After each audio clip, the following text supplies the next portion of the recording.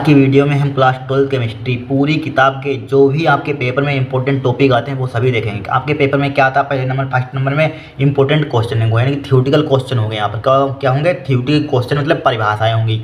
ठीक है, important numerical जो भी न्यूमेरिकल आते हैं वो देखेंगे यहाँ पर, नियम देखेंगे यहाँ पर। ठीक है, आईपीएसी नेम देखेंगे यहाँ पर, नेम रिएक्शन देखेंगे, नाम वाली अभिक्रिया जो होती है यहाँ पर क्या होता है जब देखें। इतनी चीज़ें आपकी पेपर में आती, इनको रट लेना है। आपके 70 में 70 केमिस्ट्री में पक्के हो जाएंगे। कितने में हो जाए पक्के? 70 में 70 नंबर पक्के हो जाएंगे। ध्यान रखना, इनको रट लेना है, तैयार कर लेना है। यहाँ पर सबसे पहले देखिए हमारे पास थ्योरेटिकल क्वेश्चन, इंपॉर्टेंट क्वेश्चन देखिए यहाँ पर। देखिए पहला क्वेश्चन हमारे पास है, मोलर अवनमन स्थिरांक को परिभाषित कीजिए। वेरी वेरी मोस्ट इंपॉर्टेंट, बहुत बार एग्जाम में आ चुका है। 2022 में भी पूछा था, 2023 में पूछा था, 2024 में पूछा था। लगातार क्वेश्चन आ रहे हैं, वही क्वेश्चन यहाँ पर है यहाँ पर। ठीक है, देखिए हमारे पास क्या है, मोलर अवनमन स्थिरांक को परिभाषित कीजिए। एक एक कॉपी में नोट कर लेना इन क्वेश्चनों को। देखिए हमारे पास पहला क्या है यहाँ पर, किसी पदार्थ के एक मोल को, ठीक है, किसी पदार्थ के एक मोल को 1000 ग्राम बिलियन में घुलने पर, 1000 ग्राम बिलियन में घुलने पर हिमांक में क्या, हिमांक में जो कमी आती है उसे मोलर अवनमन स्थिरांक कहते हैं। उसे क्या कहते हैं? मोलर अवनमन स्थिरांक कहते हैं। इसे केएफ से प्रदर्शित करते हैं यहाँ पर। ठीक है, क्या करते हैं? केएफ से प्रदर्शित करते हैं यहाँ पर। ध्यान रखना, क्या होता है, किसी पदार्थ के एक, कोई पदार्थ को उसमें एक मोल ले लें, एक मोल को 1000 ग्राम बिलियन में, जो एक मोल होगा उसे 1000 ग्राम, जो बिलियन होगा बिलियन में घुलने पर, एक मोल को 1000 ग्राम बिलियन में घुलने पर हिमांक में जो कमी होती है, क्या होती है, कमी आती है, उसे मोलर अवनमन स्थिरांक कहते हैं यहाँ पर।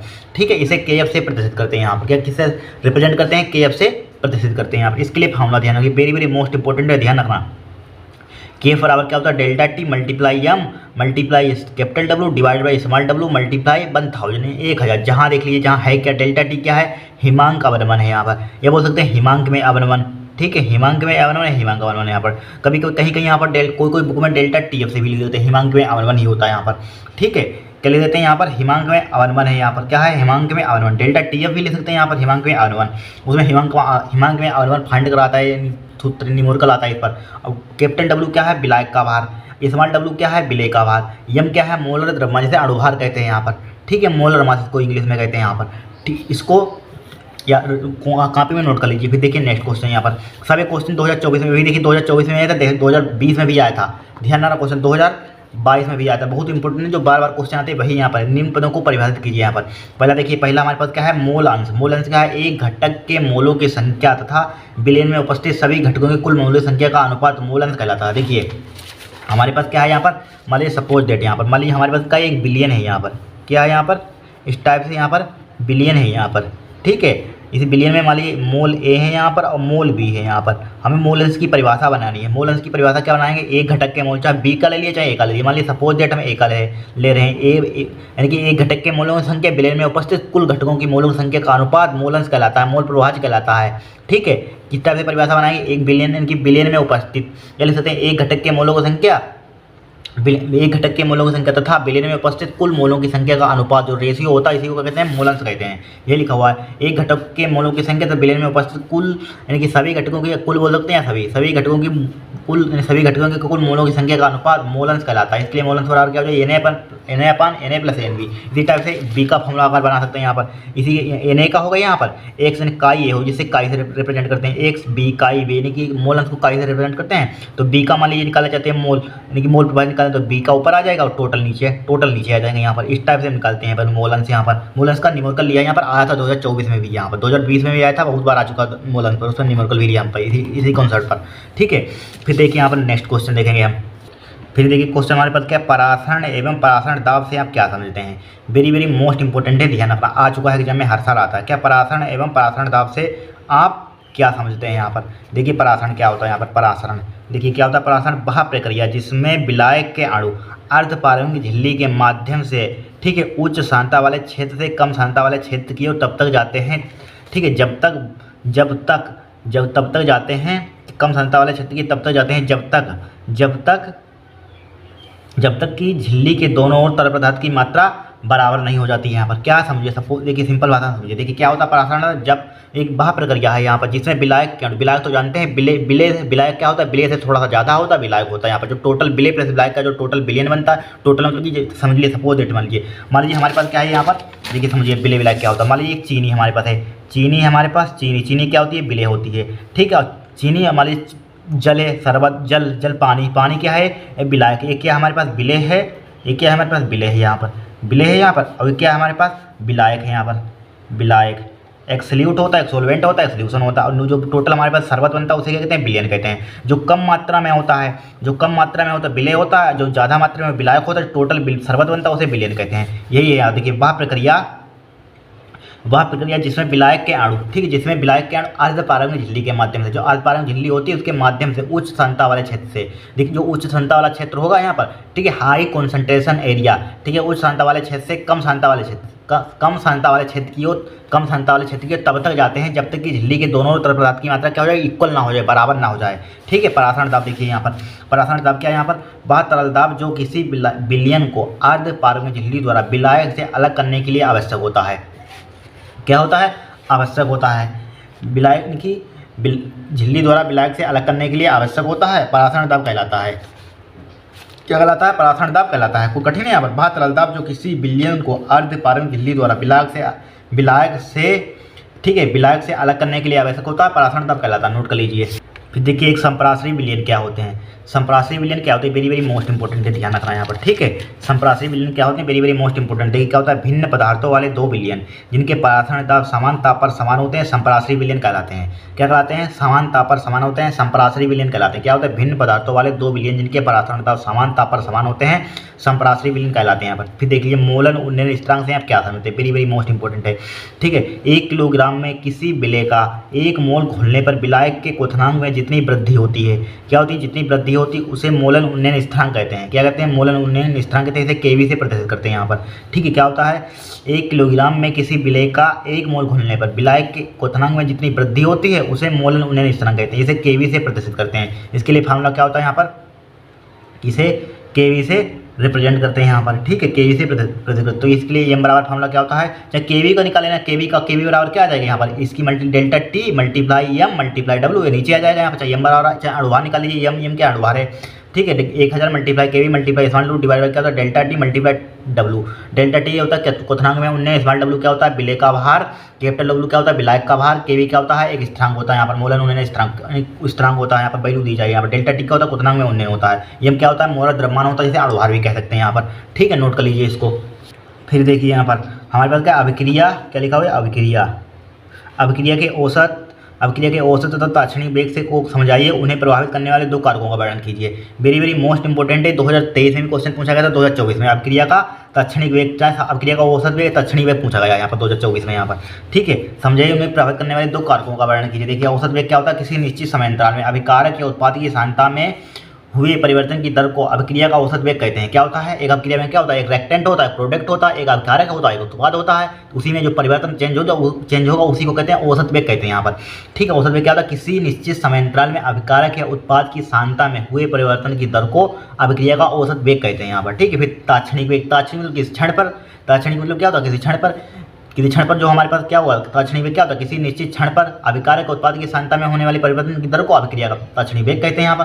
किसी क्षण पर ध्यान रखना, किसी निश्चित क्षण पर अभिकारक उत्पाद की सांद्रता में होने वाली परिवर्तन की दर को अभिक्रिया का ताक्षणिक वेग कहते हैं। वेग को प्रभावित करने वाले कारक देखिए, अभिकारक की सांद्रता, देखिए अभिकारकों की सांद्रता बढ़ाने से अभिक्रिया का वेग भी बढ़ जाता है, ठीक है। अभिकारकों की सांद्रता बढ़ाने से अभिक्रिया का वेग क्या हो जाता है, बढ़ जाता है यहाँ पर।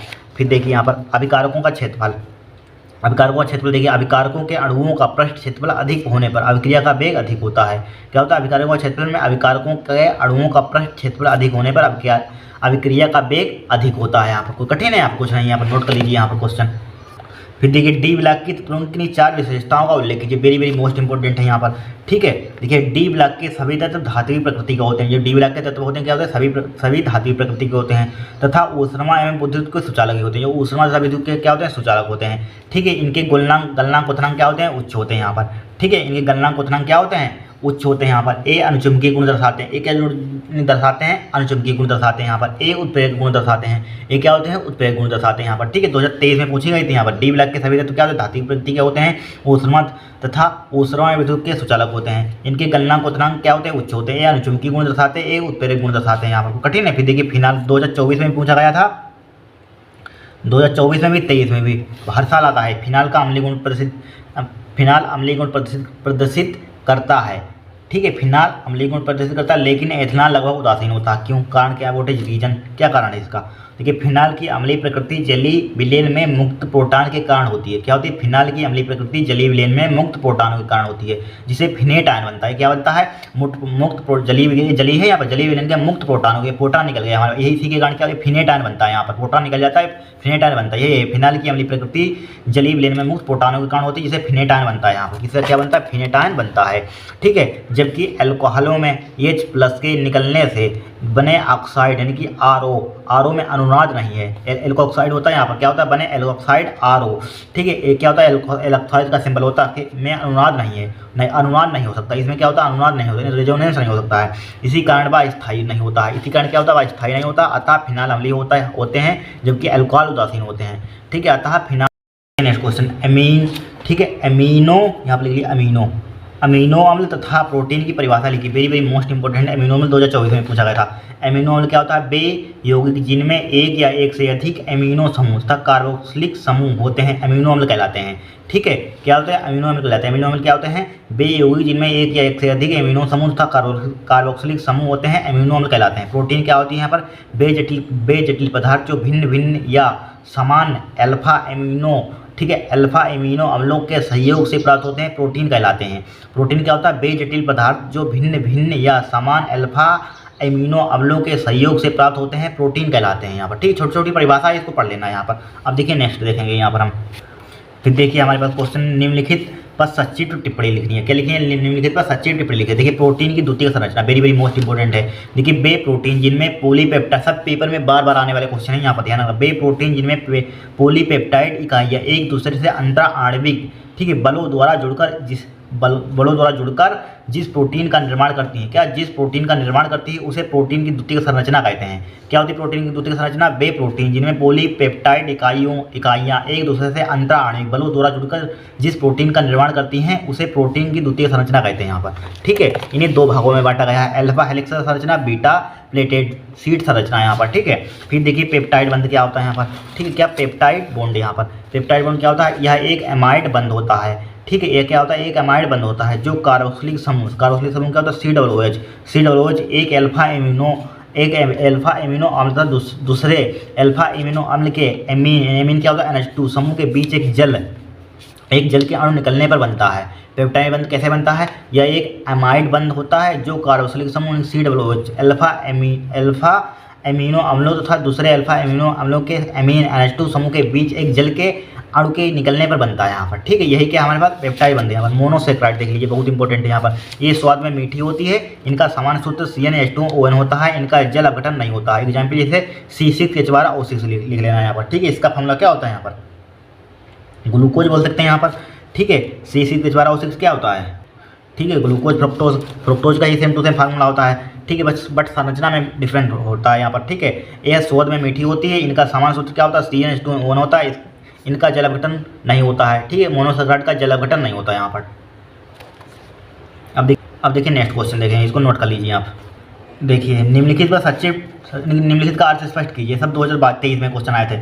ठीक है। 2024 में पूछा गया था ये क्वेश्चन चालकत्व वाला। ठीक। किसी विद्युत अपघट्य के जलीय विलयन द्वारा विद्युत धारा प्रवाहित करने की क्षमता, ठीक है, चालकता या चालकत्व कहते हैं यहाँ पर। ठीक है।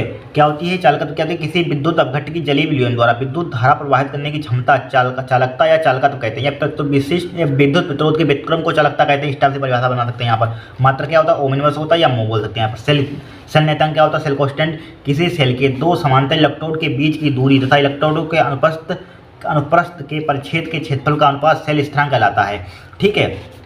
क्या होता है? ये क्या होता है? ये क्या होता है? सेल के दो समांतर इलेक्ट्रोडों के बीच की दूरी होती है यहाँ पर। ठीक है। ये क्या होता है? क्षेत्रफल, इलेक्ट्रोड के अनुप्रस्थ हो सकता है, अनुप्रस्थ के परिच्छेद का क्षेत्रफल का रेशियो अनुपात, इसी को कहते हैं सेल स्थिरांक कहते हैं, सेल कांस्टेंट कहते हैं यहाँ पर। ठीक है। इसका मात्रा क्या होता है? सेंटीमीटर में वैल्यू दी, सेंटीमीटर में हो जाएगा या मीटर में मीटर हो जाएगा, यहाँ पर कुछ भी लिख सकते हैं यहाँ पर। ठीक है। अब देखिए नियम देखेंगे यहाँ। देखिए राउल्ट का नियम यहाँ पर। राउल्ट का नियम क्या है यहाँ पर? अब राउल्ट का नियम देखेंगे यहाँ पर। ठीक है, क्या देखेंगे हम, राउल्ट का नियम देखेंगे, यानी कि हमने क्वेश्चन तो इंपॉर्टेंट देख लिया यहाँ पर। ठीक है, अब देखिए राउल्ट का नियम देखिए, बाद में न्यूमेरिकल देखें, पहले नियम देख लीजिए यहाँ पर। ठीक है, थ्योरेटिकल क्वेश्चन हटाइए यहाँ पर। क्या यहाँ पर राउल्ट का नियम बहुत इंपॉर्टेंट है, हर साल आता है, 2020 से लगातार आ रहा है, किसी में पेपर नहीं हुई, 20 में आया, 22 में आया, 23 में आया, 24 में आया, देख लेना पेपर उठाकर आप। ठीक है, क्या होता है, जब किसी विलायक में आभासशील विलय घोला जाता है, जब कोई विलायक होता है, विलायक आपको बता चुके हैं क्या होता है यहाँ पर, जब किसी विलायक में आभासशील विलय घोला जाता है, ठीक है, तो अब जाहिर सी बात है विलय ही घुलेगा विलायक में, यहाँ पर चीनी घुलेगी, समझ लीजिए। सपोज एग्जाम्पल के लिए, फॉर एग्जाम्पल चीनी जल क्या होता है, विलय क्या होता जाता है, इसलिए विलय क्या है यहाँ पर लिखा कि जब किसी विलायक में घोला जाएगा, जाहिर सी बात है लिखा हुआ जब किसी विलायक में, कोई आभासशील विलय हो सकता है, कुछ भी हो सकता है यहाँ पर। ठीक है, आभासशील विलय घोला जाता है, विलायक में ही घोला जाता है, तो क्या होता है, तो विलायक के वाष्प दाब का अपेक्षिक अवनमन, विलायक का वाष्प दाब का अपेक्षिक अवनमन विलय के मोल प्रभाज्य के बराबर होता है। क्या होता है, विलय के मोल प्रभाज्य के बराबर होता है यहाँ पर। ठीक है, क्या होता है, जब किसी विलायक में आभासशील विलय घोला जाता है, तो विलायक के वाष्प दाब का अपेक्षिक अवनमन विलय के मोल प्रभाज्य के बराबर होता है यहाँ पर। बस कितना सिंपल है, यहाँ पर कठिन है यहाँ पर। फिर देखिए क्या होता है हमारे पास, P माइनस के PS अपन P क्या होता है यहाँ पर, विलय का वाष्प दाब का अपेक्षिक अवनमन, ये क्या होता है, मोल प्रभाज्य की भी बताया था हमने। मोल प्रभाज्य का फॉर्मूला क्या होता है, XB, यही लिखवाया था, XB बराबर XB अपान XA प्लस XB। अच्छा, X लिखना चाहते हैं, XA का फॉर्मूला क्या होता है, XA अपान XA प्लस XB।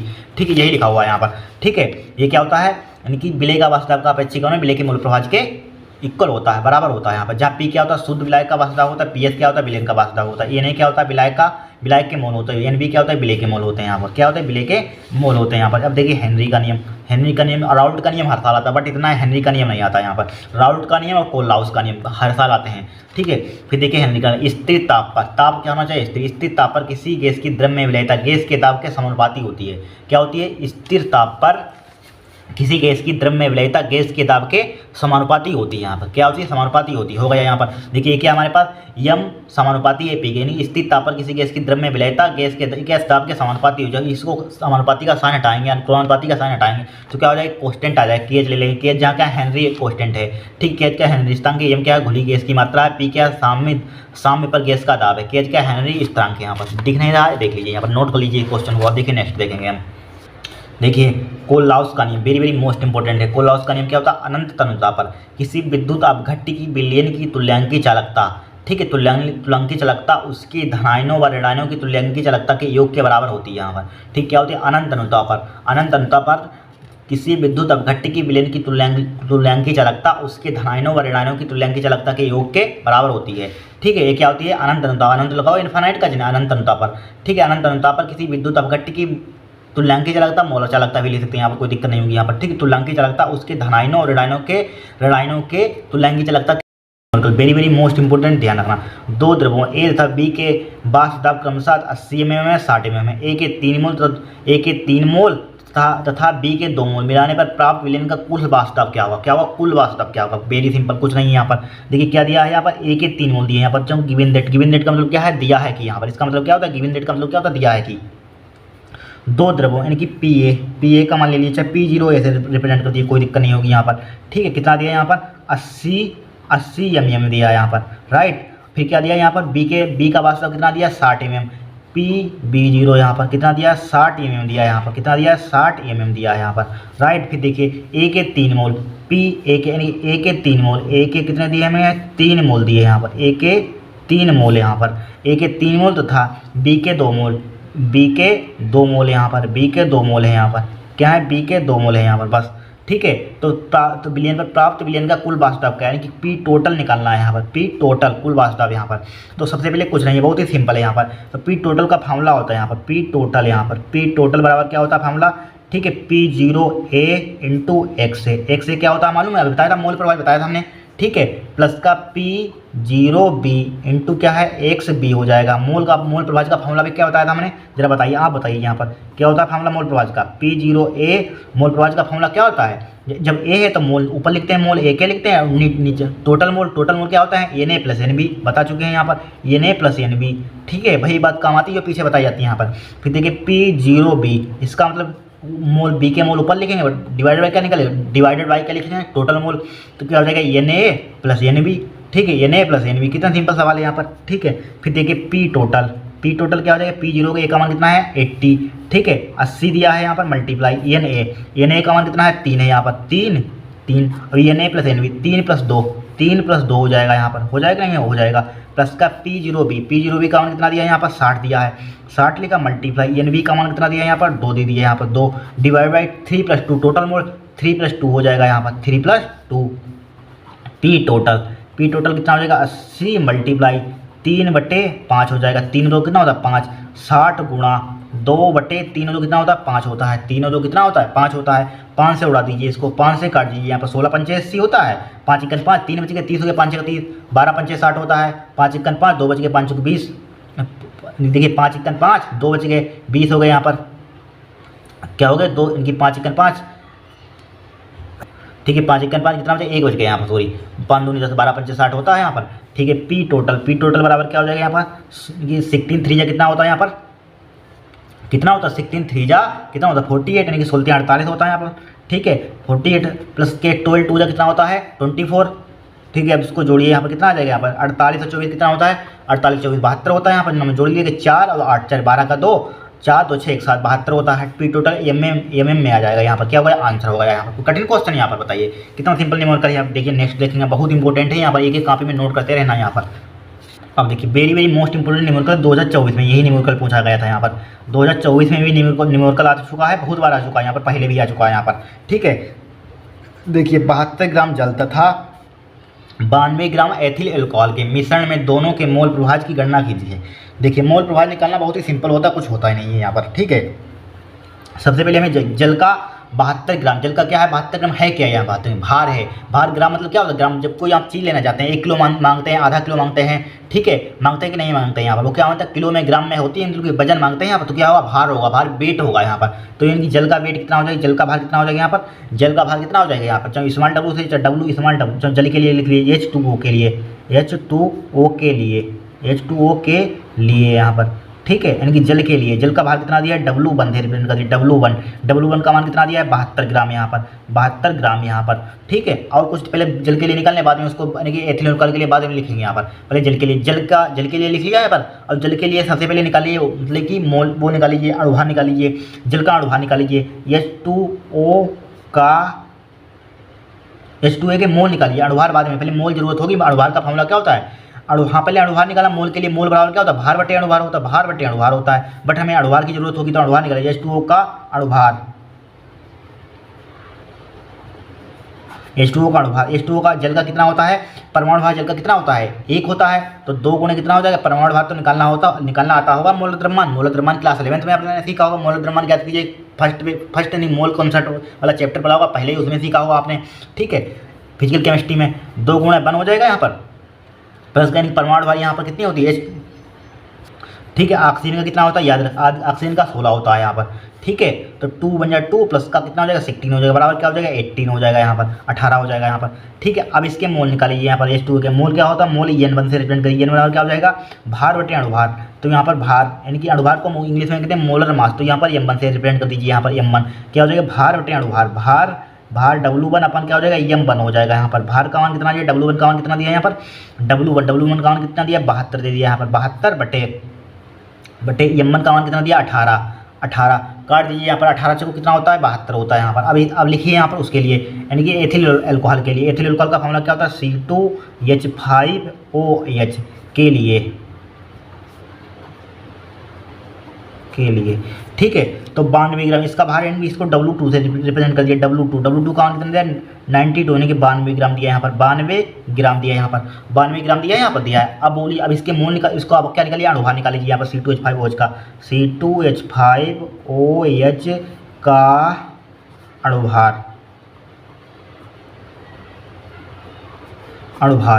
अणुभार इसको M2 से रिप्रेजेंट कर दीजिए यहाँ पर, ठीक है।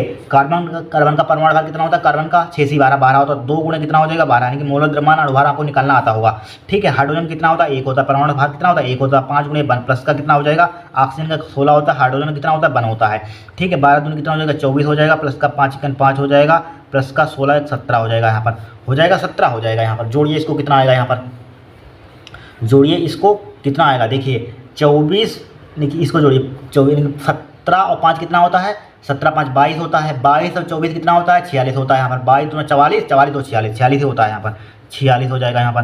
ठीक है, इसको M2 से रिप्रेजेंट करिए। इसके मोल निकाल लीजिए यहाँ पर। इसके मोल किस टाइप से आएगा, भार बटे अनुभार होता है। भार यानी कि भार क्या होगा, ऊपर होगा W2, चूंकि हम इसके लिए निकालें C2H5OH के लिए, W2 अपन क्या हो जाएगा, M2 हो जाएगा। W2 का कितना दिया है 92 बटे M2 का कितना दिया है 46 दिया है यहाँ पर। कितना दिया है 46, 46 कटे 46 दोनों कितना हो जाएगा 92 हो जाएगा। अब हमें निकालना है क्या, निकालें मिश्रण के दोनों के मोल प्रभाव ज्ञात कीजिए। दोनों के मोल प्रभाव निकाल लें, इनकी पहले जल के निकालने मोल प्रभाव।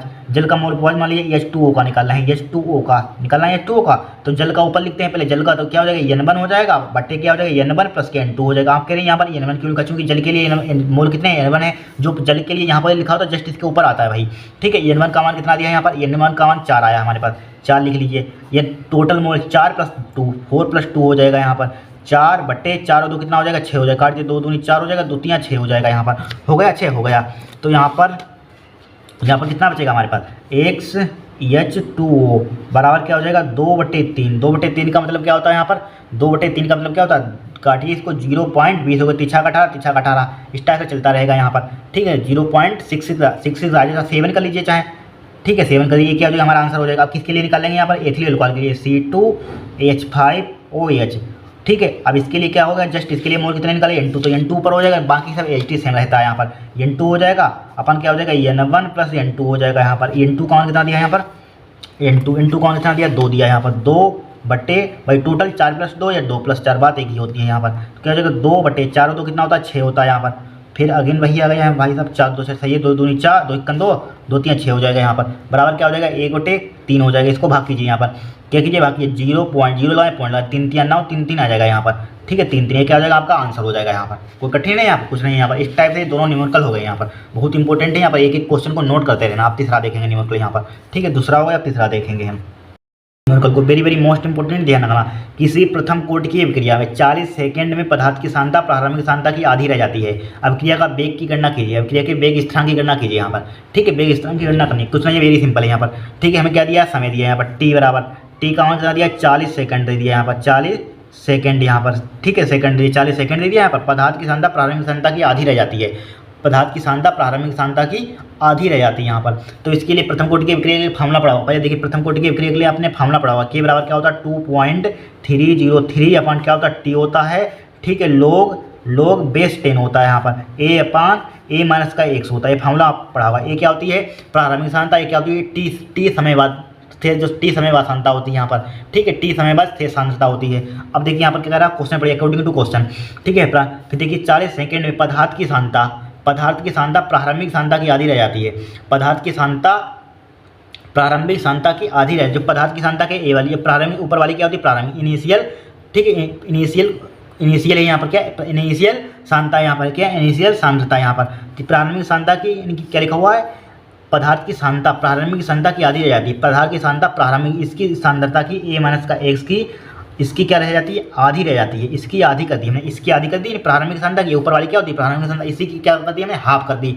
ठीक है, अब देखिए पहले ऊपर कर दीजिए, आपका आंसर आ जाएगा। ठीक है, के बराबर यहाँ पर क्या हो जाएगा 2.303 अपान टी का मान कितना दिया 40 दे दिया यहाँ पर, 40 log बेस 10 a/a-x। ए का मान कितना, ए तो झुमका तो लिखिए a/a/2, इसका मान दिया a/2। ठीक है, अब देखिए के बराबर क्या हो जाएगा 2.303/40 हो जाएगा। ठीक है, log बेस 10 मल्टीप्लाई ए झुमका तो लिखा, मल्टीप्लाई 2 ऊपर पहुंच जाएगा, ए नीचे आ जाएगा, ए से ए उड़ा दीजिए यहाँ पर, ए से काट दीजिए। तो के बराबर क्या आ जाएगा यहाँ पर 2.303/40 हो जाएगा, गुणा log बेस 10 2 हो जाएगा। log 2 का मान जरा बताना कितना होता है, log 2 का मान 0.3010 होता है। कितना होता है 0.3010। तो के बराबर क्या हो जाएगा यहाँ पर 2.303 मल्टीप्लाई log 2 का मान कितना होता है 0.3010 होता है, बटे क्या हो जाएगा 40 हो जाएगा यहाँ पर। क्या हो जाएगा 40 हो जाएगा। जब इसकी मल्टीप्लाई कीजिए यहाँ पर, इसकी मल्टीप्लाई करें तो कितना हो जाएगा यहाँ पर।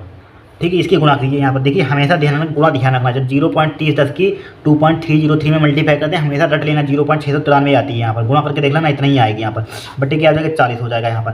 ठीक है, अब पॉइंट हटा दीजिए, 1 2 3 जीरो नीचे बढ़ जाएंगे यहाँ पर, 1 2 3 यहाँ पर। ठीक है, अब देखिए के बराबर यहाँ पर, के बराबर क्या हो जाएगा 693 हो जाएगा, बटे क्या हो जाएगा 4 हो जाएगा। ठीक है, मल्टीप्लाई 1 2 3 4। ठीक है, 1 2 3 4 ऊपर ले 10 की पावर माइनस का 4 हो जाएगा। काटिए इसको। ठीक है, इसको काटिए, के बराबर क्या हो जाएगा यहाँ पर 4 1 4 हो जाएगा। चार एकन चार, 2 बच गए, 29 हो गए, 4 7 28, 28 हो जाएगा, 1 बच गया 13 हो गया, 4 3 12, 4 3 12 इतना ही छोड़ दीजिए, यहाँ पे छोड़िए 4 3 12, चाहे पॉइंट लगा दीजिए, 4 एकन 4 कितना हो गया, 4 एकन 4, 4 फिर 2 बच गए, 29 हो गया, 4 7 28, 4 7 28, 1 बच गया 13 होगा, 4 3 12, 4 3 12 यहाँ पर यहीं पर छोड़ सकते हैं यहाँ पर, ठीक है। पॉइंट को हटाइए, इतना ही कटिए, पॉइंट लगाएंगे फिर दिक्कत हो जाएगी, यहाँ पर क्या लगाएंगे, पॉइंट लगाएंगे फिर दिक्कत हो जाएगी, यहीं पे छोड़ दीजिए, 10 की पावर उसको पॉइंट वाले को छोड़िए, 10 की पावर माइनस के 4 हो जाएगा यहाँ पर, ठीक है। के बराबर यहाँ पर केवल इसको भाग करेंगे, जब काट लेना है यहाँ पर कितना बचेगा, 4 3 12, 1 बचेगा, पॉइंट लगाएंगे यहाँ पर, फिर क्या हो जाएगा, 4 दूनी 8, 2 हो जाएगा यहाँ पर, बात पे 0.2 आ जाएगा, फिर इसकी पॉइंट चाहे 0.2 भी लिख लीजिए, कोई दिक्कत नहीं होगी, आप कह रहे हैं यहाँ पर लिखते हैं, यहाँ पर लिख लीजिए, फिर पॉइंट को मान लीजिए यहाँ 1 2 के बाद यहाँ पर 1.732 गुणा क्या हो जाएगा, इधर 2 लाए तो उधर 2 10 की पावर माइनस का 4, इसमें 2 जुड़ जाएगी, यहाँ पर जुड़ जाएगी पावर, तो के बराबर क्या बचेगा, इधर 2 लाए पॉइंट 1 2 तो 1.7332 गुणा 10 की पावर क्या बचेगा, माइनस का 2 बचेगा यहाँ पर, इसका मात्रा क्या होता है, सेकंड इनवर्स हो जाएगा यहाँ पर, ठीक है। ये क्या हो जाएगा, आपका आंसर हो जाएगा यहाँ पर, होगा क्वेश्चन सोल्व। अब देखिए नेक्स्ट देखेंगे हम, देखिए इस क्वेश्चन को, वेरी वेरी मोस्ट इंपोर्टेंट लगातार क्वेश्चन आया है। प्रथम कोटि की एक रिएक्शन दी गई है यहाँ पर, 318 पर इंटू 5 की प्रारंभिक सांद्रता इतनी दी गई है, 60 मिनट के उपरांत इतनी दी गई है, 318 केल्विन पर वेग स्थिरांक की गणना कीजिए। वेरी सिंपल है भाई, प्रथम कोटि की अभिक्रिया के लिए फार्मूला मालूम चाहिए। देखिए के बराबर प्रथम कोटि की अभिक्रिया के लिए फार्मूला क्या था, 2.303 बटे क्या होता है कि टी होता है log बेस 10 a बटे क्या होता है a माइनस एक्स। ये फार्मूला ध्यान रखना, बस कोई न्यूमेरिकल आए तुरंत उड़ जाएगा यहाँ पर आपके हाथों से। देखिए यहाँ पर क्या होती है, प्रारंभिक सांद्रता। देखिए प्रारंभिक सांद्रता दी गई इंटू 5 की प्रारंभिक सांद्रता इतनी दी गई है, यानी कि a का मान कितना दिया है, 1.20 गुणा 10 की पावर माइनस का 2 दिया है यहाँ पर, मोल प्रति लीटर। और ये क्या होती है, a माइनस क्या होती है कि टी समय के बाद पदार्थ की सांद्रता होती है, बट यहाँ पर देखिए टी समय कुछ समय बाद, और फिर देखिए जो 60 मिनट के उपरांत इतनी हो रहेगी, यानी कुछ समय बाद, तो कुछ समय के बाद a माइनस एक्स हो जाएगा, a माइनस का एक्स कितना हो जाएगा यहाँ पर, 0.60 गुणा 10 की पावर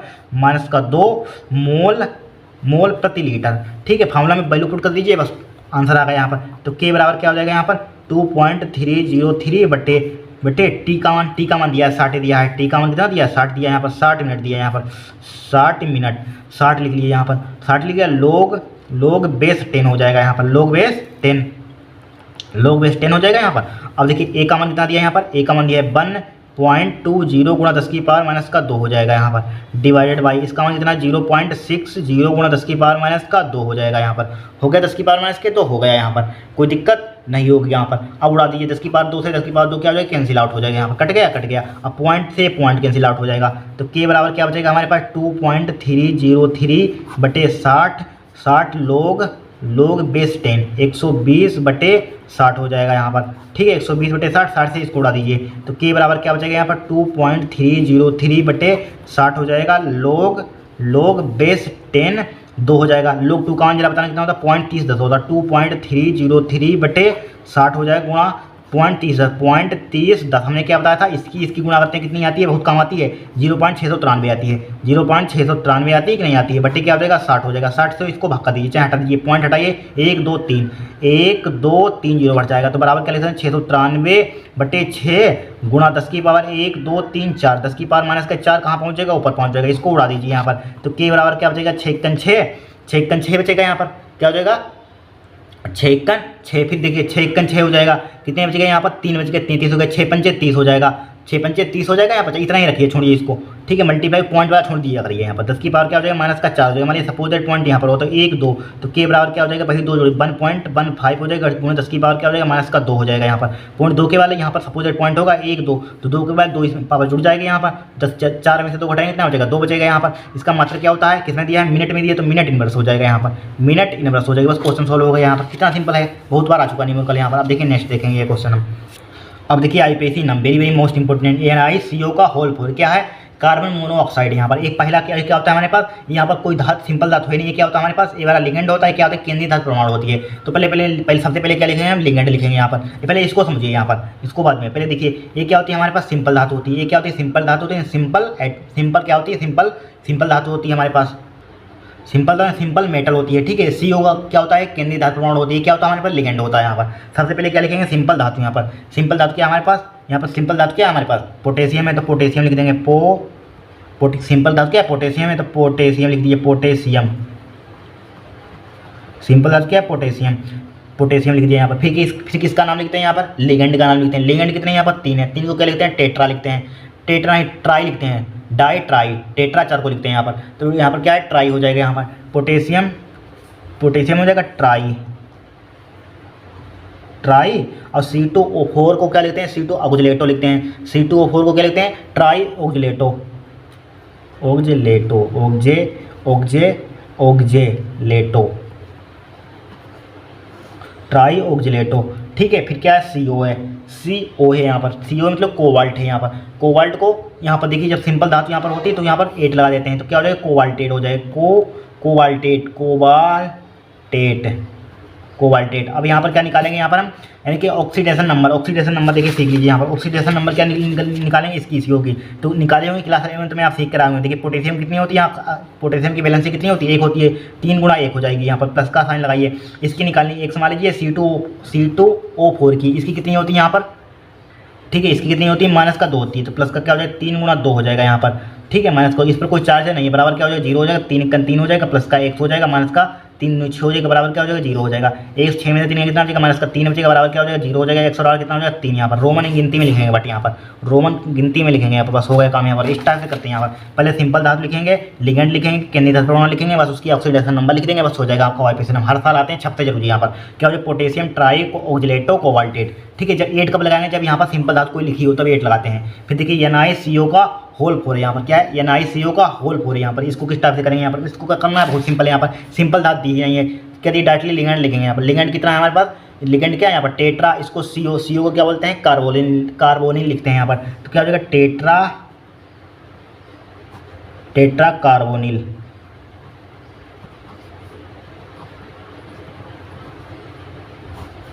ठीक है, टेट्रा कार्बोनिल हो जाएगा यहाँ पर। फिर क्या लिखेंगे, देखिए यहाँ पर सिंपल धातु में तो 8 नहीं लगाएंगे, ओनली निकिल लिखेंगे यहाँ पर, निकिल हो जाएगा। इसकी ऑक्सीकरण संख्या कितनी आएगी यहाँ पर, ये ना की कितनी आएगी ऑक्सीकरण संख्या 0 आएगी यहाँ पर, निकालिए इसकी का है तो 0 होता है, CO 0 होता है, x प्लस का 0 गुणा 4 हो जाएगा यहाँ पर, बराबर क्या हो जाएगा 0 हो जाएगा, तो x बराबर क्या आ जाएगा 0 आ जाएगा यहाँ पर, ऑक्सीकरण संख्या कितनी आ जाएगी 0 आ जाएगी यहाँ पर, हो गया कम। फिर देखिए K PT PR3 यानी 3 का होल 3 यहाँ पर, ठीक है, यहाँ पर 3 लगा दो, ट्राई मत लगा देना, गलत हो जाएगा क्वेश्चन यहाँ पर, डायरेक्टली सिंपल लिखेंगे पोटेशियम। फिर देखिए इसको थर्ड को देखिए पोटेशियम, इसको क्या लिखिए पोटेशियम लिखेंगे यहाँ पर, पोटेशियम पॉइंट लगा दीजिए यहाँ पर, पोटेशियम हो गया यहाँ पर। फिर क्या लिखेंगे यहाँ पर लिगेंड क्या है हमारे पास, देखिए Br3 भी है NH3 भी। अब देखिए अल्फाबेट में जाएंगे, A पहले आता है अमीन, अब Br3B बाद में आता है, तो क्या हो जाएगी पहले अमीन हो जाएगी। पोटेशियम यहाँ पर क्या है 3 है यहाँ पर, पोटेशियम क्या हो जाएगा यहाँ पर, पोटेशियम अमीन लिख देंगे यहाँ पर, क्या लिख देंगे अमीन, पोटेशियम अमीन, यहाँ पर 3 नहीं होगा यहाँ पर, ठीक है, पोटेशियम अमीन हो जाएगा, बढ़ना गड़बड़ हो जाएगा, अमीन पोटेशियम अमीन हो जाएगा, यहाँ पर ट्राई होगा यहाँ पर। फिर क्या हो जाएगा, यहाँ पर लगाएंगे ट्राई। फिर क्या है Br को क्या लिखते हैं यहाँ पर, Br को क्या लिखते हैं ब्रोमो लिख देते हैं, क्या लिखते हैं ब्रोमो, यहाँ पर ब्रोमो लिख देंगे, ब्रोमो। और क्या यहाँ पर सिंपल धातु क्या लिख देंगे 8 लगा देंगे, प्लेटिनेट हो जाएगा, क्या हो जाएगा प्लेटिनेट। अब इसकी ऑक्सीकरण संख्या यहाँ पर निकालिए, ऑक्सीकरण संख्या आप निकालना है यहाँ पर, ऑक्सीकरण संख्या इसकी कितनी आएगी आप निकालना है यहाँ पर, ऑक्सीकरण संख्या इसकी 2 आएगी, निकाल कर देख लेना 2 ही आएगी यहाँ पर। देखिए यहाँ पर 1 मानेंगे 1 और यहाँ पर कितना हो जाएगा 0, यहाँ पर 3 में से 1 यहाँ पर कितना हो जाएगा, हाँ निकाल कर देख लीजिए ना। देखिए इसकी 1 होती है 1 प्लस का, ठीक है, इसकी x मानेंगे यहाँ पर। हेलोजन ग्रुप की कितनी होती है, क्लोरीन ब्रोमीन आयोडीन कितनी होती है, माइनस का 3 हो जाएगा। और इसकी अमोनिया कितनी होती है 0 होती है, प्लस का 0 बराबर क्या हो जाएगा 0 हो जाएगा। x माइनस 3 में से कितना हो जाएगा, माइनस का 2 बचेगा, बराबर 0 बचेगा, तो 1 बराबर कितना आ जाएगा 2 आ जाएगा, वही यहाँ पर 2 लिख दिया यहाँ पर, ठीक है। फिर देखिए AgNH3 का होल टुवाइज, AgCN का होल टुवाइज, इसको देखिए किस टाइप से लिखेंगे यहाँ पर। देखिए पहले इसको लिख लीजिए, बाद में इसको लिख देंगे। यहाँ पर सिंपल धातु हो जाए तो क्या लिख देंगे यहाँ पर NH3 का होल टुवाइज है यहाँ पर, तो NH3 का डाई लिख देंगे, डाई एमीन हो जाएगा यहाँ पर, क्या हो जाएगा डाई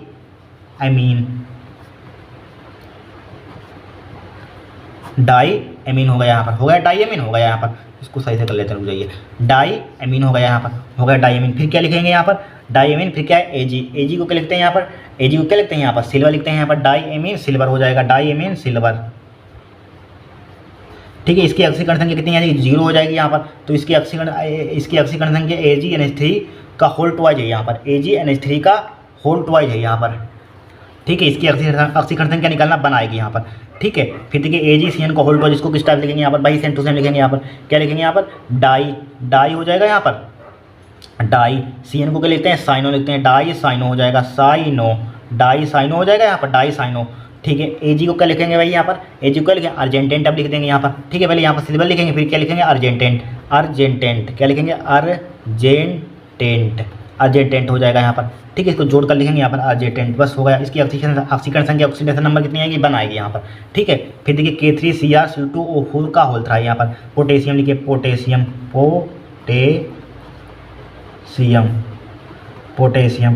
फिर लिगेंड, लिगेंड क्या है यहाँ पर 3 है यहाँ पर, लिगेंड क्या है यहाँ पर 3 यहाँ पर है, कहीं 3 यहाँ पर 3 है, लिगेंड 3 है तो क्या लिख देंगे try, try, try oxalato, try क्या हो जाएगा ऑक्जेलेटो, ऑक्जेलेटो, ऑक्जेलेटो। ठीक है, इसको क्या लिखेंगे यहाँ पर क्रोमेट लिख देंगे यहाँ पर, क्रोमेट, क्योंकि सिंपल धातु है, क्रोमेट, क्रोमेट। इसकी ऑक्सीकरण संख्या कितनी आएगी निकालना, आप निकालना इसकी 30 आएगी यहाँ पर, निकाल कर बता चुके हैं, यही आएगी यहाँ पर 3 देख लेना यहाँ पर। फिर देखिए Ca कैल्शियम Ca2 दिया है, FeCN का होल 6 दिया है यहाँ पर। इसको किस टाइप से बनाएंगे यहाँ पर, इसको हम किस टाइप से बनाएंगे यहाँ पर, देखिए इसको क्या लिखेंगे कैल्शियम, कैल्शियम, कैल्शियम लिख लिया, कैल्शियम लिख दिया। फिर क्या है 6 हेक्सा लिखेंगे, hexa, hexa cyano, hexa cyano. फिर यहाँ पर हेक्सा साइनो या फिर को क्या कहते हैं यहाँ पर सिंपल धातु क्या लगा देंगे फेरेट लिख देंगे यहाँ पर, फेरेट, फेरेट, फेरेट। इसकी ऑक्सीकरण संख्या 2 ही आएगी, निकाल लेना यहाँ पर, हो गया काम। इस टाइप लिखते हैं सिंपल, वो जो कठिन थोड़ी ना होते हैं कुछ यहाँ पर। फिर देखिए इसको Cr3 का होल 3 इसको कमेंट करना है यहाँ पर, क्या आएगा यहाँ पर। ठीक है, बहुत सिंपल है। पॉलिकल लिगेंड यहाँ पर सिंपल धातु दी नहीं, लिगेंड पर आएंगे यहाँ पर, लिगेंड के निर्धारण बस ऑक्सीकरण संख्या लिखेंगे, बस हो जाएगा काम हमारा। ठीक है, होगा यहाँ पर। अब देखिए नेमिंग रिएक्शन, नेमिंग रिएक्शन क्या है रोजेनमुंड अपचयन क्रिया, वेरी वेरी मोस्ट इंपॉर्टेंट है। क्या होती है एसिड क्लोराइड का PD व BaSO4 की उपस्थिति में अपचयन कराने पर एल्डिहाइड प्राप्त होते हैं, और यह अभिक्रिया रोजेनमुंड अपचयन क्रिया कहलाती है। क्या होती है एसिड क्लोराइड का PD व BaSO4 की उपस्थिति में अपचयन कराने पर एल्डिहाइड प्राप्त होते हैं, यह अभिक्रिया रोजेनमुंड अपचयन क्रिया कहलाती है। ठीक है, RCOCl लिख देंगे यहाँ पर। ठीक है, बाई चांस आप CH3 ले सकते हैं, एस्टिल क्लोराइड हो जाएगा यहाँ पर। ठीक है, RCOCl लिखता है H2O यहाँ पर, PD प्लस BaSO4 की उपस्थिति में तो क्या होगा एल्डिहाइड प्राप्त होते हैं यहाँ पर, RCHO क्या एल्डिहाइड प्लस HCl हो जाएगा यहाँ पर। ठीक है, तो फिर देखिए यहाँ पर चाहे यहाँ पर CH3 लिख सकते हैं, यहाँ पर CH3 लिख दीजिए, CH3 COCl प्लस का H2। ठीक है, H2 यहाँ पर वही लिख लेना PD, यानी कि PD प्लस BaSO4 तो क्या बन जाएगा यहाँ पर भाई सेम टू सेम CH3 लिख देंगे यहाँ पर, CH3 CHO प्लस का HCl, यानी कि क्या बन गया हमारे पास एक एल्डिहाइड बन गया हमारे पास। ठीक है, यानी कि एस्टल्डिहाइड बन गया हमारे पास, क्या बन गया एस्टल्डिहाइड बन गया। फिर देखिए गाटरमैन कोच एल्डिहाइड संश्लेषण अभिक्रिया वेरी वेरी मोस्ट इंपॉर्टेंट है। देखिए CO व HCl के मिश्रण को, ठीक है, SaCl3 की उपस्थिति में 90 वायुमंडल दाब यानी कि ATM दाब पर बेंजीन पर प्रवाहित करने पर बेंजल्डिहाइड प्राप्त होते हैं, और यह अभिक्रिया गाटरमैन कोच एल्डिहाइड संश्लेषण अभिक्रिया कहलाती है। ठीक है, क्या होती है CO व HCl के मिश्रण को AlCl3 की उपस्थिति में 90 वायुमंडलीय दाब पर बेंजीन पर प्रवाहित करने पर बेंजल्डिहाइड प्राप्त होता है, और यह अभिक्रिया गाटरमैन कोच एल्डिहाइड संश्लेषण अभिक्रिया कहलाती है। क्या बेंजीन COHCl यहाँ पर नीजल AlCl3 तो क्या बन जाएगा हमारे पास यहाँ पर इनकी CHO यहाँ पर बन जाएगा, यहाँ पर क्या बन जाएगा, यहाँ पर क्या बन जाएगा, यहाँ पर देखिए क्या लिखा हुआ बेंजल्डिहाइड प्राप्त होता है, क्या बन गया इसका नाम क्या है बेंजल्डिहाइड, यहाँ पर क्या है बेंजल्डिहाइड। यहाँ पर कोई कठिन है यहाँ पर कुछ नहीं, यहाँ पर नोट कर लीजिए, इन्हीं में से आपके नेमिंग रिएक्शन 5 नंबर की आती है, ध्यान रखना यहाँ पर। फिर देखिए निम्नलिखित पर सचिव ट्रिप्लेन कार्बिल एमिनम क्रिया वेरी वेरी मोस्ट इंपॉर्टेंट। देखिए क्लोरोफार्म क्या है यहाँ पर क्लोरोफार्म एनिलीन, ठीक क्लोरोफार्म और क्लोरोफार्म एनिलीन और केओज के साथ, क्लोरोफार्म और लिख सकते क्लोरोफार्म और एनिलीन, या लिख सकते क्लोरोफार्म एनिलीन और केओज के साथ क्रिया करके फेनिल आइसोसाइनाइड बनाता है, जो अत्यंत दुर्गंध वाली गैस है, इसे ही कार्बिल एमिन अभिक्रिया कहते हैं। क्या होती है कार्बिल एमिन अभिक्रिया क्लोरोफार्म एनिलीन और केओज के साथ क्रिया करके फेनिल आइसोसाइनाइड बनाता है, जो अत्यंत दुर्गंध वाली गैस है, इसे ही कार्बिल एमिन अभिक्रिया कहते हैं यहाँ पर। ठीक है, CH3 हमारे पास है, क्या है क्लोरोफार्म है यहाँ पर, एक क्या हमारे पास एनिलीन यहाँ पर, और क्या 3 केओज यहाँ पर है, क्या एक कोई क्षार है यहाँ पर केओज जिसे बोल सकते हैं, यहाँ पर NaOH भी ले सकते हैं यहाँ पर। एक क्या बन गया हमारे पास फेनिल आइसोसाइनाइड बन गया, 3KCl बन गया, HCl बन गया यहाँ पर। ठीक है, फिर देखिए यहाँ पर हमारे पास क्या है नेक्स्ट डार्जन अभिक्रिया वेरी वेरी मोस्ट इंपोर्टेंट, जब एल्कोहल की अभिक्रिया, ठीक है, थायोनिल क्लोराइड के साथ, क्या थायोनिल क्लोराइड के साथ प्रीडीन की उपस्थिति में करने पर एल्किल क्लोराइड प्राप्त होते हैं, क्या प्राप्त होते हैं एल्किल क्लोराइड प्राप्त होते हैं। ठीक है, एल्किल क्लोराइड प्राप्त होते हैं, इसे ही डार्जन अभिक्रिया कहते हैं। यहाँ पर क्या होती है, जब एल्कोहल की अभिक्रिया थायमिल क्लोराइड के साथ पैराडीन की उपस्थिति में कराने पर एल्किल क्लोराइड प्राप्त होते हैं। इसी की अभिक्रिया को क्या कहते हैं, यहाँ पर हम इसी अभिक्रिया को डार्जन अभिक्रिया कहते हैं। देखिए ROH है यहाँ पर, जो एल्कोहल है SOCl2, ये क्या है, थायमिल क्लोराइड है। पैराडीन की उपस्थिति में RCl, यहाँ पर ये क्या है हमारे पास, क्या यहाँ पर क्लोराइड है, यहाँ पर एल्किल क्लोराइड, यहाँ पर चाहे यहाँ पर भाई हम सेम टू सेम बनाए थे, यहाँ पर CH3 लिख देना, CH3OH हो जाएगा, मेथिल एल्कोहल SOCl2, वहीं पर यहाँ पर CH3 आ जाएगा, CH3Cl यानी कि मेथिल क्लोराइड प्राप्त हो जाएगा। यहाँ पर SO कार्बन डाइऑक्साइड, यहाँ पर हाइड्रोजन क्लोराइड प्राप्त हो जाएगा। यहाँ पर बस हो गया काम। इस टाइप से हमारे पास रिएक्शन है, यहाँ पर नोट कर लीजिए इसको। फिर देखिए यहाँ पर हाफ में ब्रोमाइड अभिक्रिया, वेरी वेरी मोस्ट इंपोर्टेंट है। देखिए क्या होती है, प्रोपिनोमाइड की क्रिया। क्या प्रोपिनोमाइड की क्रिया ब्रोमीन तथा सोडियम हाइड्रोक्साइड से कराते हैं तो एथिलेमिन बनती है। इसी अभिक्रिया को हाफमैन ब्रोमाइड अभिक्रिया कहते हैं। क्या होती है, प्रोपिनोमाइड की क्रिया ब्रोमीन तथा सोडियम हाइड्रोक्साइड के साथ कराते हैं तो एथिलेमिन बनती है। ठीक है, इसी अभिक्रिया को हाफमैन ब्रोमाइड अभिक्रिया कहते हैं। ठीक है, क्या C2H5CONH2 प्रोपेनाइड है, ब्रोमीन है Br2 4NOH, यहाँ पर इसकी क्रिया कराएंगे तो C2H5NH2 यानी कि एथिलेमिन बन जाएगी और सोडियम कार्बोनेट बन जाएगा यहाँ पर। ठीक है, सोडियम ब्रोमाइड बन जाएगा, जल बन जाएगा यहाँ पर, ध्यान रखना यहाँ पर। ठीक है, तो याद करने वाली होती है, प्रैक्टिस कर लेने के बाद। फिर देखिए हेलोफार्म अभिक्रिया, वेरी वेरी मोस्ट इंपोर्टेंट। जब एस्टल्डिहाइड या मेथिल कीटोन को हेलोजन जैसे Cl2Y2 Br2 तथा तनु क्षार के साथ गर्म करते हैं तो हेलोफार्म बनता है। क्या बनता है, हेलोफार्म बनता है यहाँ पर। ठीक है, क्या होती है हेलोफार्म अभिक्रिया, जब एस्टल्डिहाइड मेथिल कीटोन को हेलोजन जैसे Cl2Y2 Br2 तथा तनु क्षार के साथ गर्म करते हैं तो हेलोफार्म बनता है। इसी अभिक्रिया को हेलोफार्म अभिक्रिया कहते हैं। देखिए CH3CH हो गया एस्टल्डिहाइड, यहाँ पर 3Cl2 ले लिया, 4NOH ले लिया, तो क्या बन जाएगा हमारे पास हेलोफार्म CHCl3, यहाँ पर क्या है हेलोफार्म बनता है यहाँ पर। ठीक है, क्या होता है जब केवल रासायनिक समीकरण, देखिए 5 नंबर की आती है आपके एग्जाम में। देखिए एथिल ब्रोमाइड की सिल्वर एस्टेट से अभिक्रिया कराते हैं। क्या एथिल ब्रोमाइड की सिल्वर एस्टेट से अभिक्रिया कराते हैं तो एथिल ब्रोमाइड का फॉर्मूला क्या होता है, C2H5Br, यहाँ पर सिल्वर एसिटेट को देखिए, सिल्वर एसिटेट का वैसे आपने फॉर्मूला पढ़ा होगा, सिल्वर एसिड यानी कि CH3COOAG, ये फॉर्मूला पढ़ा होगा, बट हम इसको उल्टा लिखेंगे जिससे कि आपको रिएक्शन याद ना करनी पड़े। CH3 फिर CH3 और COOC CH3, इस टाइप से हमने घुमा कर लिख दिया। यहाँ पर कोई दिक्कत नहीं होगी, इससे क्या निकल जाएगा, यहाँ से क्या हो जाएगा, निकल जाएगा। तो क्या बचा C2H5 CH3 COOCH3, यहाँ पर तो हमारे पास बन जाएगा, यहाँ पर क्या बन जाएगा, एथिल एस्टेट बन जाएगा, यानी कि CH3 C2H5 देखिए इसको लिख दिया हमने CH3 C2H5 एथिल एसिटेट बोलते हैं, या बचा हमारे पास यहाँ बोलते हैं, यानी कि AgBr बचा। क्या बचा, AgBr यहाँ पर लिख दिए, AgBr यहाँ पर प्लस का क्या लिख देंगे AgBr, कुछ नहीं करेंगे, यहाँ से AgBr निकल जाएगा तो क्या बचा C2H5 COOCH3, या CH3COOC2H5 लिख दिया, CH3COOC2H5 लिख दिया। ठीक है, ये क्या है हमारे पास, इसका नाम क्या है, एथिल एस्टेट या इसको एस्टर बोल सकते हैं। यहाँ पर एथिल एस्टेट या एस्टर, यहाँ पर कठिन थोड़ी ना है, यहाँ पर कुछ नहीं। यहाँ पर क्या किया, C2H5 जो बोला एथिल ब्रोमाइड का फॉर्मूला लिखा, सिल्वर एस्टेट का फॉर्मूला लिखा। अब देखिए यहाँ से AgBr निकल जाएगा तो बचा क्या, CH3COOC2H5 बचा, CH3COOC2H5। इस टाइप से रिएक्शन होती है, कोई कठिन थोड़ी ना होती है। देखिए नेक्स्ट, ठीक है, फिर देखिए यहाँ पर एथिल ब्रोमाइड को एल्कोहलिक KOH के साथ गर्म करते हैं। किसे करते हैं, एथिल ब्रोमाइड को एल्कोहलिक KH के साथ क्या करते हैं, हम गर्म करते हैं। तो एथिल ब्रोमाइड का फॉर्मूला क्या होता है, वही होता है C2H5Br होता है यहाँ पर। ठीक है, एल्कोहलिक मतलब KOH, यहाँ पर KOH, इसको इसके साथ क्या करते हैं, गर्म करते हैं यहाँ पर। ठीक है, अब देखिए यहाँ से क्या हो जाएगा, यहाँ से KBr निकल जाएगा, यहाँ से क्या हो जाएगा, KBr निकल जाएगा, यहाँ पर निकल जाएगा। और क्या निकल जाएगा, यहाँ पर H2O निकल जाएगा, KBr OH एक देखिए यहाँ पर C2H4 लिखिए, यहाँ पर C2H4 लिखा है, यहाँ पर एक H इसमें से कम कर दीजिए। ठीक है, एक H इसमें जोड़ दिए, H2 हो जाएगा। यहाँ पर ये तो निकल ही गया था, यहाँ पर KBr चाहे माइनस का KBr यहाँ पर लिख दीजिए, यहाँ पर इसके नीचे चाहे प्लस लगा के आगे लिख देना, यहाँ पर कोई दिक्कत नहीं होती उससे।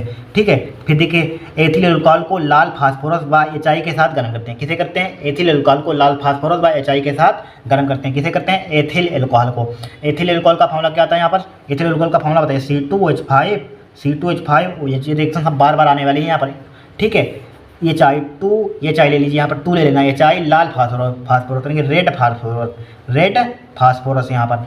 ठीक है, रेड फास्फोरस यहाँ पर। ठीक है, इसको क्या करते हैं, हम गर्म करते हैं, यहाँ पर गर्म कर दीजिए, यहाँ पर गर्म कर दिए तो क्या बनता है, हमेशा ध्यान रखा C2H5 है यहाँ पर लिखा हुआ, C2H5 तो C2H5 लिखिए, जिम करते हैं C2H5 लिखा यहाँ पर, लिखा। अब ये वाला H है यहाँ पर, इसमें जोड़ दीजिए C2H5, एक इसमें H ले लीजिए, तो C2H6 ले लीजिए यहाँ पर, C2H6 हो जाएगा, एक इसमें H जोड़ दिया, एथेन हो जाएगा यहाँ पर, क्या हो जाएगा एथेन। और यहाँ पर क्या बचा, एक H बचा था, एक H OH ये वाला, तो क्या हो जाएगा प्लस का ये H2O निकल जाएगा यहाँ पर। अब एक खाली I बचा, I मतलब आयोडीन बचा, आयोडीन खाली I2 लिख देंगे यहाँ पर, ठीक है। फिर देखिए एथिल एल्कोहल को शांत सल्फ्यूरिक अम्ल की उपस्थिति में निर्जल एसिटिक अम्ल के साथ अम्ल से क्रिया कराई जाती है, निर्जल के एसिटिक अम्ल से क्या कराई जाती है, क्रिया कराई जाती है यहाँ पर, किसकी उपस्थिति में कराई जाती है, एथिल एल्कोहल को शांत सल्फ्यूरिक अम्ल की उपस्थिति में यहाँ पर, किसकी एथिल एल्कोहल की यहाँ पर। तो एथिल एल्कोहल लीजिए C2H5 प्लस का किसकी उपस्थिति में, एसिटिक अम्ल की उपस्थिति में, तो एसिटिक अम्ल ले लीजिए यहाँ पर CH3COOH, ठीक है। किसकी उपस्थिति में करानी है हमें, सल्फ्यूरिक अम्ल की उपस्थिति में, तो सांद्र ले लीजिए, सांद्र पहले लिखाइए सांद्र H2SO4 यहाँ पर, सांद्र H2SO4 ले लिया यहाँ पर। तो क्या बनेगा, हमेशा ध्यान रखना है वही बनेगा जो यहाँ पर बना था, यहाँ पर क्या बना था, एथिल एस्टेट बनेगा यहाँ पर, एस्टर वही, ठीक है। क्या एथिल एस्टेट, इसको फॉर्मूला देना CH3COOC2H5, ठीक है। और क्या निकल जाएगा यहाँ से, जल निकल जाएगा यहाँ पर, ठीक है। यहाँ पर क्या निकल जाएगा, जल निकल जाएगा। But methyl alcohol acetic chloride के साथ अभिक्रिया करता है, क्या मेथिल एल्कोहल एसिटिक क्लोराइड के साथ अभिक्रिया करता है, क्या करता है, मेथिल एल्कोहल। तो मेथिल एल्कोहल लिख लीजिए, मेथिल एल्कोहल का फॉर्मूला क्या होता है हमारे पास, मेथिल एल्कोहल होता है CH3OH होता है मेथिल एल्कोहल यहाँ पर, किसके साथ, एसिटिल क्लोराइड के साथ। एसिटिल क्लोराइड क्या होता है, CH3CO, पहले फॉर्मूला होता है एसिटिल क्लोराइड का, ये वाला बता CH3COCl होता है, तो Cl को आगे लिख लीजिए, चाहे Cl को आप आगे लिख लीजिए यहाँ पर, आगे लिख लीजिए Cl को, ठीक है। और प्लस का CH3CO पीछे लिख लीजिए यहाँ पर। अब यहाँ से ये Cl का हो जाएगा हमारे पास, निकल जाएगा कि नहीं, यहाँ पर निकल जाएगा, यहाँ पर निकल जाएगा। क्या बचा, CH3CO, तो हाँ इतना बचा हमारे पास, यानी कि CH3CO,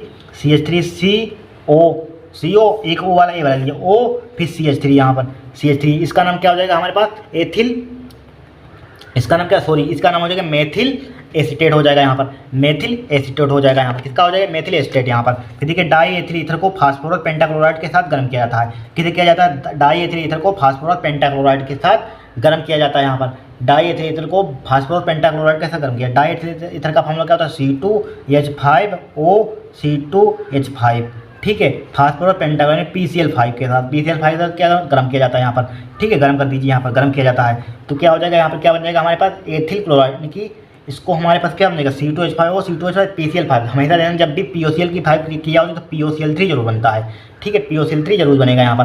और फिर क्या बचा यहाँ पर, 2C2H5 बन जाएगा, 2C2H5Cl बन जाएगा, ठीक है, 2C2H5Cl, यानी कि एथिल, इसका नाम क्या होता है, एथिल क्लोराइड बन जाएगा यहाँ पर। ध्यान रखना, हमेशा ध्यान रखना, जब भी PCl5 क्रिया होती है POCl3 जरूर बन जाएगा, फास्फोरस ऑक्सीक्लोराइड, ठीक है, 2C2H5Cl बन जाएगा, यानी कि एथिल क्लोराइड बन जाएगा यहाँ पर। इस टाइप से हमारी ये रिएक्शन हो गई, इनको रट लेना होता है यहाँ पर, ठीक है। आज के लिए इतना है। अगर आपको थोड़ी सी भी वीडियो अच्छी लगी, मेहनत अच्छी लगी तो चैनल को सब्सक्राइब कर देना, वीडियो को लाइक कर देना, ठीक है।